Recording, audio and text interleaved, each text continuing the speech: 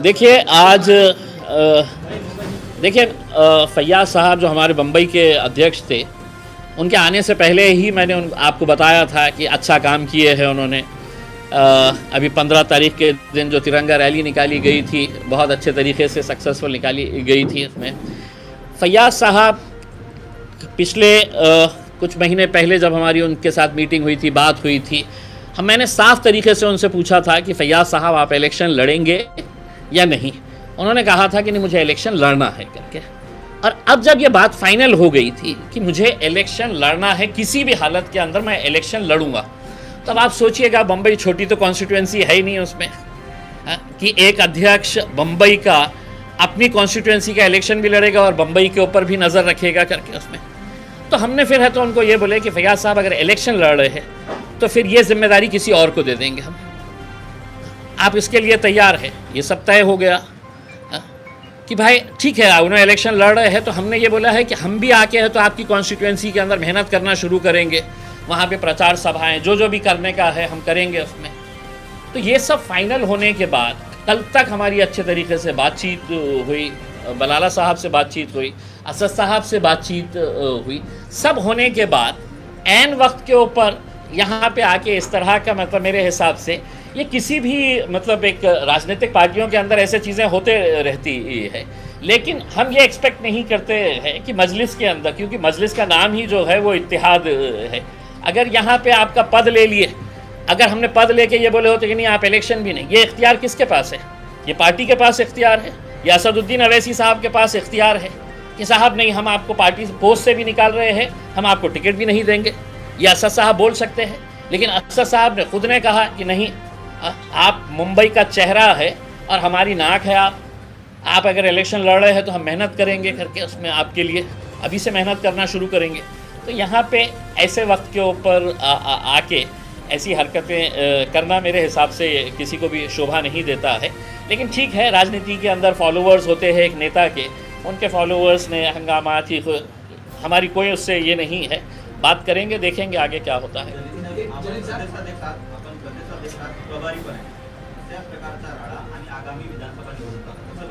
काही नाही साहेब, अशा प्रकारचे नाही का 2014 मध्ये बघितलं होतं, अभी बलाला साहब ने बोले 2019 के अंदर, माझ्या 2019च्या औरंगाबाद महानगरपालिकामध्ये असे छुरे चाकवा आणले होते, पण 26 सीट्स आम्ही जिंकून आणले होते।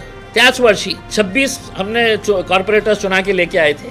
तो ये चीज़ें होती रहती है। देखिए कल के दिन है तो अगर असद साहब ने कहा कि इम्तियाज़ जलील अब तो महाराष्ट्र के सदर नहीं रहेंगे, मेरे 10-5 चाहने वाले होंगे, उन्हें भी नाराज़गी होंगी कि साहब ने इम्तियाज़ जलील को कैसा हट।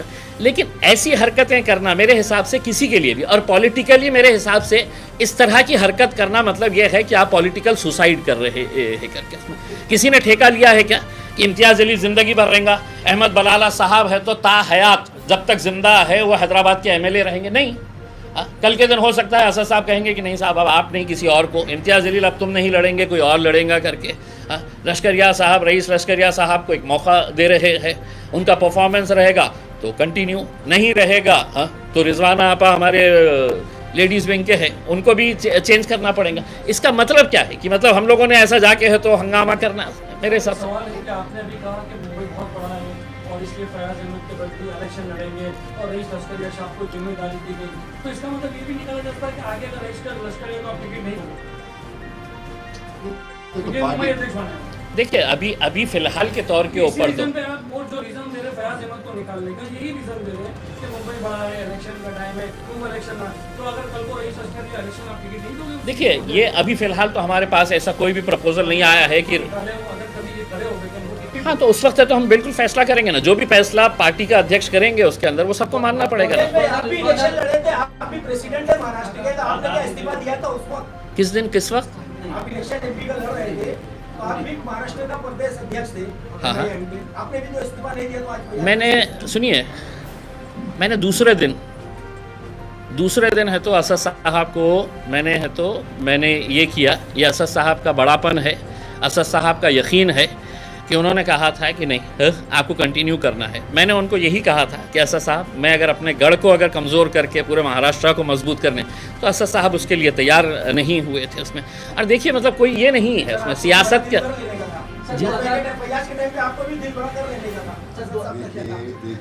देखिए मैं रहूं या ना रहूं, ये मेरा पार्टी का अध्यक्ष तय करेगा, ना तो कोई यूट्यूब चैनल वाला डिसाइड करेगा कि इम्तियाज़ जलील तुमने जाना ही चाहिए था करके। मेरा पार्टी का अध्यक्ष मुझे बोलेगा कि अभी निकल जाओ, आधे घंटे में इम्तियाज़ जलील रेजिग्नेशन दे के है तो बिल्कुल है, तो एक मजलिस का सिपाही बोल के काम करेगा। 2019 में भी ये देखा गया था, चुनाव से पहले जो है सदर बदला गया। 2024 में भी चुनाव से पहले जो है वो सदर बदलना है। तो क्या एमआईएम मुंबई के अंदर कमजोर नजर आ रही है आपको?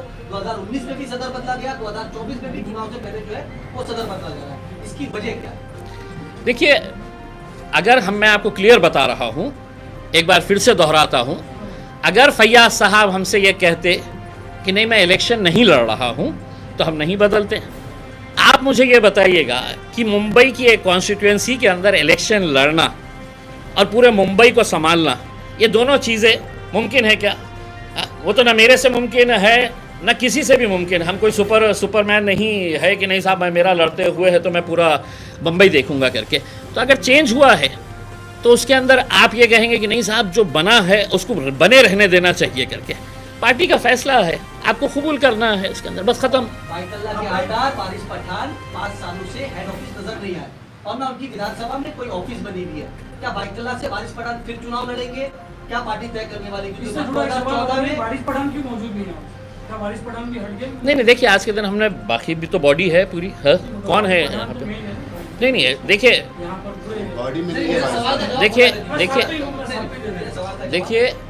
वारिस पठान के पास कोई ओहदा नहीं है। आप मुझसे ये भी पूछेंगे कि साहब आपके 2 MLAs है, वो 2 MLAs ने भी आना चाहिए था, बैठना चाहिए था करके उसमें। हाँ ठीक है ना उसमें। देखिए अगर पार्टी ने अगर तय करी, अगर असद साहब ने तय करे कि वारिस पठान लड़ेगा, इम्तियाज़ जलील नहीं लड़ेगा, वारिस पठान औरंगाबाद से लड़ेगा, तो पार्टी को कबूल करना पड़ेगा उसके, मुझे कबूल करना पड़ेगा उसमें। अब ये मत वो करिएगा साहब कि नहीं वो क्यों नहीं आके बैठे हुए है करके। ये साहब के जैसा बोलने के हिसाब से नहीं साहब आपने छोड़ देना चाहिए था करके उसमें। मैंने छोड़ दिया था साहब, इतना अखलाक और इतना पार्टी का मेरे के अंदर ये है कि मेरी जिम्मेदारी थी। सर मेरा सीधा सा सवाल था, 2019 में वारिस पठान यहाँ से 32,000 वोट पाते हैं बाइकला से, उन्होंने अपनी ऑफिस बंद कर दिया और हेड ऑफिस में पिछले 5 सालों से वो नजर नहीं आए। तो क्या बाइकला विधानसभा से फिर से वारिस पठान को एमआईएम जो है टिकट देने जा रही है, क्योंकि 2014 में वो चुनाव जीत चुके हैं? उसके ऊपर देखिए अभी तो फैयाज साहब ने जो कॉन्स्टिट्यूएंसी जाहिर की थी वो बाइकल्ला की कॉन्स्टिट्यूएंसी ही जाहिर की थी उसने। अब मैंने आपको साफ शब्दों में जब बता दिया था कि फैयाज साहब के लिए हम मेहनत करेंगे करके वहाँ पर, तो फिर स्वाभाविक है कि जब हम एक आदमी को उनके ओहदे से हटा के वहाँ पे अगर लेके जाने के बाद सोच रहे हैं तो दूसरे का किसी का सवाल ही नहीं पैदा होता है करके इसमें। सर इससे जुड़ा हुआ एक सवाल था और आपसे, 5 सालों से एमआईएम जो है यहाँ पर अगर देखिए पार्लियामेंट के चुनाव की अगर बात करें, पार्लियामेंट के चुनाव में यहाँ पर मुंबई में भी 3 कैंडिडेट खड़ा किए थे, चाहे खाना की बात कर ले, इधर की बात कर ले, जैसे आपने कहा असदुद्दीन ओवैसी साहब फैसला करते हैं, लेकिन ये तमाम कैंडिडेट का पार्लियामेंट चुनाव की तरफ से असदुद्दीन ओवैसी साहब का साफ तौर पर कहना था कि सिर्फ मेरे 3 कैंडिडेट हैं, तो बाकी कैंडिडेट किस तरीके से खड़े हुए हैं, जब उनका साफ तौर पर कहना। देखिए मैं एक बात बताना चाहता हूँ कि 2019 का अगर इलेक्शन देखेंगे आप विधानसभा का, उसमें कई ऐसी जगह थी कि जहाँ पर हम बहुत मजबूत थे कि वहाँ से हमें निकलने का ये है, लेकिन एक समझ लीजिएगा एक ऐसा शहर है कि जहाँ पर हमारी पार्टी बहुत अच्छे तरीके से बॉडी काम कर रही है वहाँ पर और ऐन मौके के ऊपर वो कहते हैं कि नहीं साहब हमारे को भी इलेक्शन ये शहर से लड़ना है करके उसमें। तो पार्टी को ज़िंदा रखने के लिए कई जगह के ऊपर हमारे को भी ये फैसला करना पड़ता है कि साहब आपका केडर है, मेहनत कर रहा है, हम ये जानते हुए कि साहब ये सीट हमारी यहाँ पर इतनी मजबूत नहीं है उसमें। लेकिन पार्टी के केडर को हमने क्या बोलना कि नहीं साहब अब आप जाइए, अब आप है तो शिवसेना को दे दीजिएगा, भाजपा को दे दीजिएगा, कांग्रेस को दे दीजिएगा, ऐसा नहीं होता है इसमें। तो मेरे हिसाब से जो भी टिकट दिया गया है, AB फॉर्म जब रिलीज़ होता है तो वो AB फॉर्म के ऊपर सिर्फ 2 ही लोगों के सिग्नेचर होते हैं पूरे हिंदुस्तान के अंदर। एक बैरिस्टर असदुद्दीन ओवैसी साहब वो AB फॉर्म इशू करते हैं, या दूसरे जो पार्टी के जनरल सेक्रेटरी है अहमद पाशा खादरी साहब, उनके सिग्नेचर से। अब आप बोलेंगे कि नहीं साहब उन्होंने तो दिया ही नहीं है करके, तो फिर कोई उड़ के तो नहीं आया होगा ये भी फॉर्म उसके अंदर, असद साहब ने ही दिए। सर इसके अंदर पार्टी को नुकसान भी हुआ, आपके 2 नगर सेवक हुआ करते थे, एक नगर सेवक जो है वो शिंदे गढ़ में चला गया और इसी कैंडिडेट की वजह से एक नगर सेवक ने अपनी पार्टी छोड़ी। भाई साहब आप हमारे 2 कॉर्पोरेटर का हिसाब ले रहे हैं, पूरी की पूरी पार्टियां जाके एक दूसरे के गोद में बैठ जा रही है, उनका कोई हिसाब नहीं। कभी आप सेक्युलर पार्टी के नाम के ऊपर अजीत पवार उनके गोद में जाके बैठ गए, कोई वो नहीं है। Congress NCP secular secular secular बोल बोल के तो हमारे वोट हासिल करती गई, शिवसेना के गोद में जाके बैठ गई, बदनाम हम ही। आप कैंडिडेट अप्लाई तो करिए, आपको भी मिलेगा टिकट उसके अंदर। एक पत्रकार भी एमपी बन सकता है, मैं जिंदा मिसाल हूँ साहब उसमें। ऐसा माना जाता है कि अहमद बलाला जब महाराष्ट्र में आते हैं, मुंबई में आते हैं, तो समझ में आता है इलेक्शन की डेट है, लोग मैं आने से इलेक्शन का पता नहीं चलता। राज्यों में जाते हैं कि अहमद बलाला को भी इलेक्शन में महाराष्ट्र में पौधे मारते इलेक्शन करीब आया तो ही मैं आता हूँ। हैं। मैं आने से इलेक्शन डिक्लेयर नहीं होता, इलेक्शन करीब आने पर ही मैं आता हूँ। जैसे आपने कहा कि 2014 में भी और 2019 में भी आपकी इंडिया अलायंस से बात चली थी, आपको बच्चे धोखे लगाने के साथ भी अलायंस करे थे, लेकिन वो अलायंस टूट गया था। उसके ऊपर ये इल्जाम लगाया जाता है कि कहीं ना कहीं इसकी जिम्मेदारी क्या गई। 2024 में भी जो चुनाव होने वाले आप कह रहे हैं इंडियन गठबंधन के साथ हमारी बातचीत चल रही है, ना 19 में हो पाया और 24 में भी क्या आपको लगता है कि इंडिया गठबंधन जो है आपके साथ अलायंस करेगा? देखिए साहब ये है कि आप इस बात को मानेंगे कि हिंदुस्तान के मुसलमानों ने 2-2 घंटे तपती हुई धूप में खड़े रहकर वोट किसको दिया? तो वोट सेक्युलर उद्धव ठाकरे को दिए, सेक्युलर शरद पवार को दिए, सेक्युलर कांग्रेस को दिए। 2-2 घंटे तपती हुई धूप में खड़े रह के बदले में हमको क्या मिला? चुन के आने के बाद हमको विशालगढ़ मिला, बदले में कोल्हापुर का विशालगढ़ मिला कि जहां पर बिना किसी वजह कांग्रेस के चुने हुए मुसलमानों के वोटों से चुने हुए उनका बेटा जो है वो नेतृत्व करता है उस आंदोलन का। मुसलमानों के घरों में जाके है तो तोड़फोड़ कैसी की गई है आपने सब ने देखा है। 12 विधान परिषद की सीटें थी। क्या इस कौम को यह अधिकार इख्तियार नहीं है? क्या आपने इस कौम का एहसान चुकाना नहीं चाहिए कि भाई पूरे हिंदुस्तान के अंदर तुम लोगों ने हमें वोट देकर भारतीय जनता पार्टी को हराया है, हमारे ऊपर यकीन जताया है, 12 में से 1 MLC बना देते, किसी को भी बना देते। MIM का तो नहीं हम मांग रहे थे कि साहब हमको बनाइएगा करके MLC। आपकी पार्टी के अंदर आपके पास इतना कोई लायक काबिल ऐसा कोई MLA MLC बनने के लायक नहीं था। लोकसभा के इलेक्शन के अंदर वोट आपको चाहिए। इकलौता एक मुस्लिम MP पूरे महाराष्ट्र के अंदर ही नहीं, 8 राज्य थे, 8 जहां पर एक भी मुस्लिम MP नहीं है। अकेला इम्तियाज जलील इन 8 राज्यों के अंदर, उसको हराने के लिए आप पूरी ताकत लगा देते हैं, हमारे वोट लेकर चले जाते हैं। ये कहां का इंसाफ है?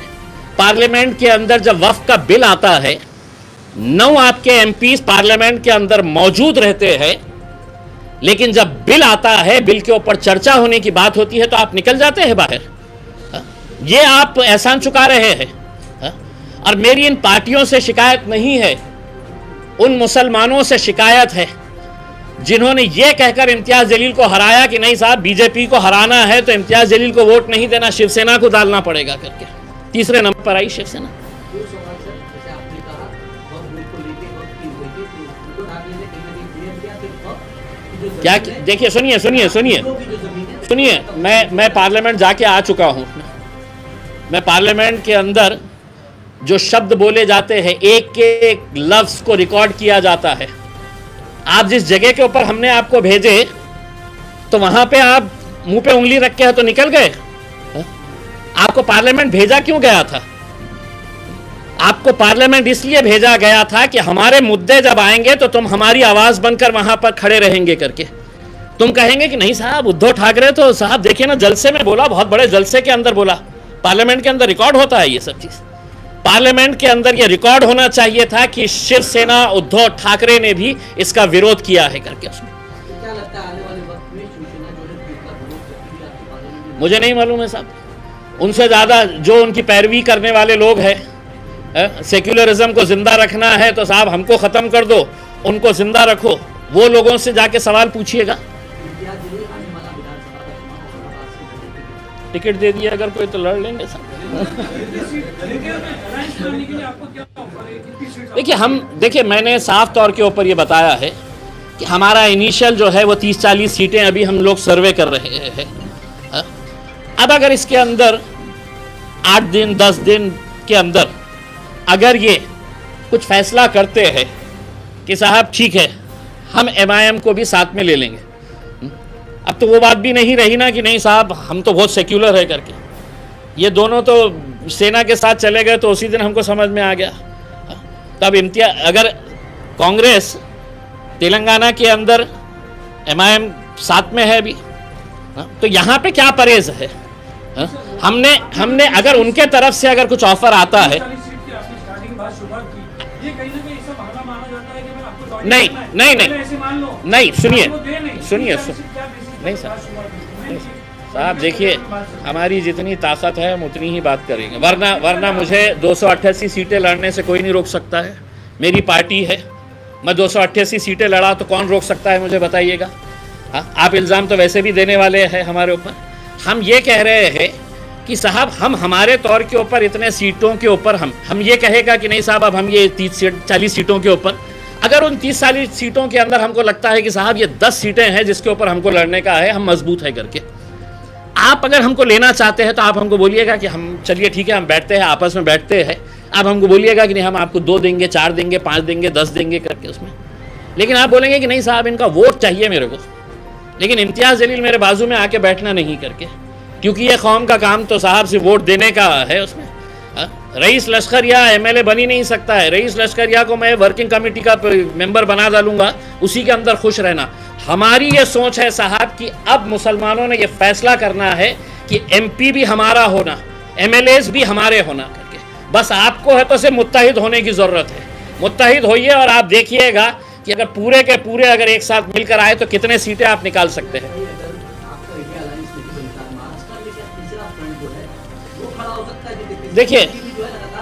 देखिए राजू शेट्टी साहब मेरे पास आए थे, बातचीत हुई है, चर्चा हुई है। बच्चू कडू साहब ने भी बताया है कि ये करेंगे करके।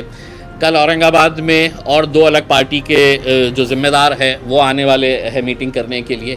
देखिए हम ये चाह रहे हैं कि पहले वो लोग एक साथ मिलकर आ जाए।